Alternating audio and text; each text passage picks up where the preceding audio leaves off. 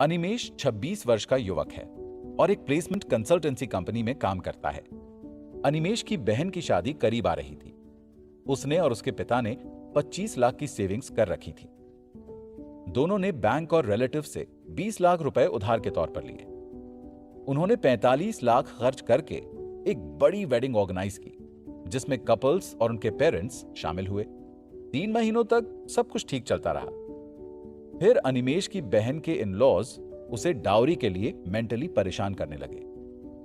6 महीने बाद divorce case को कोर्ट में फाइल किया गया और उन्होंने डिवोर्स ले लिया। अनिमेश ने एक पर्सनल लोन लिया।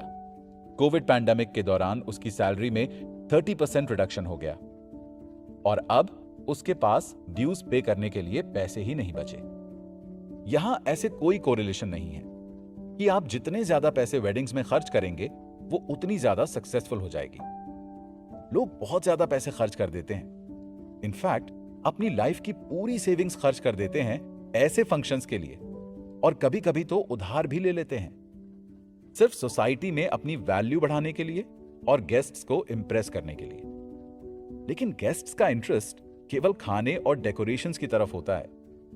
वो भी 3-4 दिनों में सब भूल जाते हैं और पीछे छोड़ जाते हैं आपके लिए एक लंबा चौड़ा बिल। पैसे उधार पे लेने से बेहतर है आप खर्चों की लिस्ट छोटी कर दें।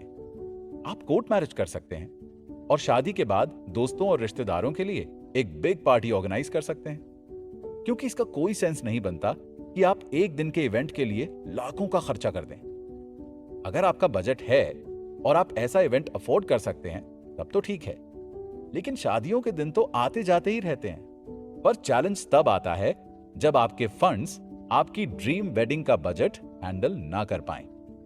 किसी भी इंसान को एक दिन के वेडिंग इवेंट के लिए पैसे बोरो नहीं करने चाहिए, जो कि एक पल में आकर चला जाएगा। कोई जरूरत नहीं है अपनी मेहनत की कमाई को गेस्ट्स को इंप्रेस करने और खर्च करने के चक्कर में डेट ट्रैप में फंसने की। अगर आप उसका खर्च उठा सकते हैं तो ठीक है, पर आप पर फाइनेंशियल बर्डन नहीं होना चाहिए। आप उस पैसे को शादी के बाद अच्छे से खर्च कर सकते हैं, अपने हनीमून पर या अपने ड्रीम्स को पूरा करने के लिए।